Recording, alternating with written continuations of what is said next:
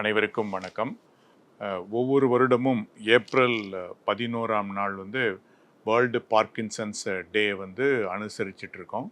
So இது அந்த Parkinson டே பற்றின ஒரு அவேர்னஸை உருவாக்குறது மட்டும் இல்லாமல் இதை பற்றின ஒரு முழுமையான விழிப்புணர்வு எல்லாருக்கும் இருந்தால் தான் இதை நம்மளால் எர்லியராக டயக்னோஸ் பண்ண முடியும், சீக்கிரம் டயக்னோஸ் பண்ண முடியும். ஸோ இப்போ இதனோட பாதிப்புகள் பார்த்திங்கன்னா ஒரு லாஸ்ட் 25 இயர்ஸில் ஆல்மோஸ்ட் டபுள் ஆகிட்டுருக்கு.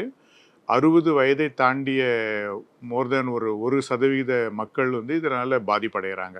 இதை பற்றின ஒரு முழுமையான விழிப்புணர்வு வேணும். இது ஏன் வருதுன்னா நம்ம பிரெயின் செல்ஸில் நியூரான்ஸில் அந்த டோப்பமைன் அப்படிங்கிற ஒரு கெமிக்கல் குறையிறதால இந்த பார்க்கின்சன் பிடின்னு சொல்லுவோம், இந்த டிசீஸ் வர ஆரம்பிக்குது. ஸோ இதை மெயினாக என்ன மாதிரி பிரச்சனைகள் வரும்னா ஒரு ட்ரெமர், அதாவது நடுக்கம், இதுதான் மெயினான சிம்டம்ஸு. அதுக்கப்புறம் கொஞ்சம் கொஞ்சமாக நம்மளோட மூமெண்ட்ஸ் ஸ்லோ ஆகிடும்.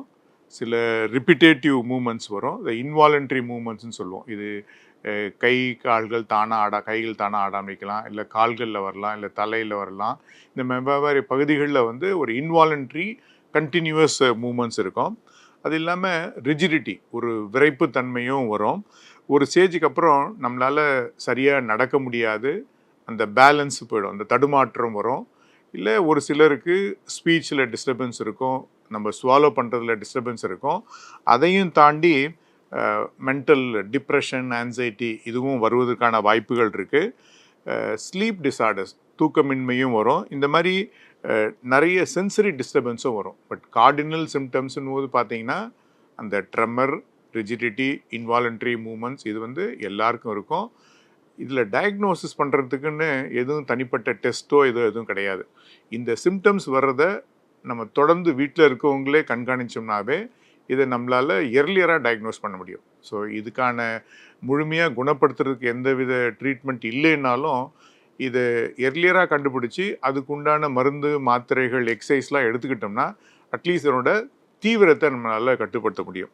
ஸோ இதில் பார்த்திங்கன்னா ட்ரீட்மெண்ட்டுன்னும் போது இந்த லீவோடோப்பா அப்படின்ற மருந்து மாத்திரைகள் தான் இதுக்கு ரீப்ளேஸ்மெண்ட் தெரப்பியாக கொடுக்குறாங்க.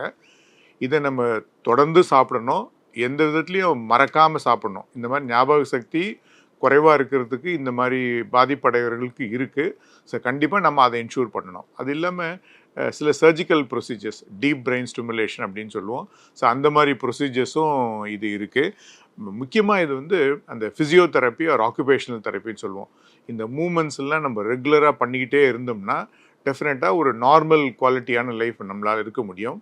இந்த ஆக்குபேஷனல் தெரப்பிங்கிறது மெயினாக நம்மளோட டே டு டே லிவிங்கை எப்படி நம்மளால் மேனேஜ் பண்ண முடியும் அப்படிங்கிறத பொறுத்து தான். ஸோ மெயினாக இதுக்கு தேவை ஒரு அவேர்னஸ் ப்ளஸ் ஒரு கண்டினியூவஸ் ஃபாலோ அப். டெஃபினட்டாக இந்த மாதிரி பார்க்கின்சன்ஸால் பாதிப்படைச்சவங்களோட ஃபேமிலிலேயோ இல்லை அவங்க ஃப்ரெண்ட்ஸ்லேயோ இல்லை கேர்டேக்கர்லேயோ சேலஞ்சஸ் இருக்கும். அதாவது மனதளவிலையும் பிரச்சனைகள் இருக்கும், உடல் லெவலையும் இருக்கும், இல்லை ஃபைனான்ஷியல் ஸ்ட்ரெஸ், இது எல்லாமே இருக்கும். நம்மளோட கடமை என்னென்னா இது ஒரு ஸ்டிக்மாவோ எந்தவித டிஸ்கிரிமினேஷனும் இல்லாமல் இந்த மாதிரி இவங்களுக்கு நம்ம உதவி பண்ணணும். அடுத்து 60 இயர்ஸை தாண்டினவங்க எல்லாருக்குமே இந்த மாதிரி ஒரு சிம்டம்ஸ் இருக்குதுன்னு தெரிஞ்சுதுன்னா அவங்க கூட இருக்கவங்களே இதை எர்லியராக பிக்கப் பண்ணலாம். ஸோ எர்லியராக பிக்கப் பண்ணி அதுக்கு உண்டான தெரப்பி கொடுக்க ஆரம்பித்தோம்னா இருக்கக்கூடிய நாட்களில் ஒரு முழுமையான நார்மல் லைஃபை இவங்களால் வாழ முடியும். குடும்பத்தாருக்கும் எந்தவித பாதிப்பும் இல்லாமல் இருக்கும். ஸோ அனைவருக்கும் நன்றி.